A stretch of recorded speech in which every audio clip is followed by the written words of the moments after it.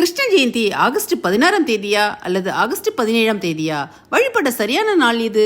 பகவான் கிருஷ்ணர் அவதரித்த நாளையே ஆண்டுதோறும் கிருஷ்ண ஜெயந்தியாக கொண்டாடுகிறோம். இந்த ஆண்டு ஆகஸ்ட் 16ஆம் தேதி ஆடி 31 சனிக்கிழமை என்று கிருஷ்ண ஜெயந்தி கொண்டாடப்பட உள்ளது. அன்றைய தினம் தேய்பிரை அஷ்டமி திதி வந்தாலும் கார்த்திகை நட்சத்திரம் தான். அதனால் முருகப்பெருமானுக்குரிய ஆடி கிருத்திகை நாளாக கொண்டாடப்பட உள்ளது. ஆகஸ்ட் 17ஆம் தேதி தான் கிருஷ்ணர் அவதரித்த ரோகிணி நட்சத்திரம் உள்ளது. அஷ்டமி திதி ஆகஸ்ட் 16ஆம் தேதி அதிகாலை 1:41 மணிக்கு துவங்கி இரவு 11:13 மணி வரை உள்ளது.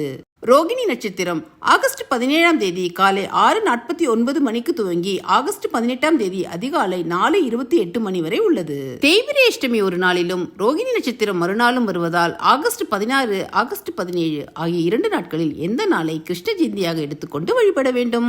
பொதுவாக அஷ்டமி திதியை மையமாக வைத்துதான் கிருஷ்ண ஜெயந்தியை பெரும்பாலானவர்கள் கொண்டாடுவது உண்டு.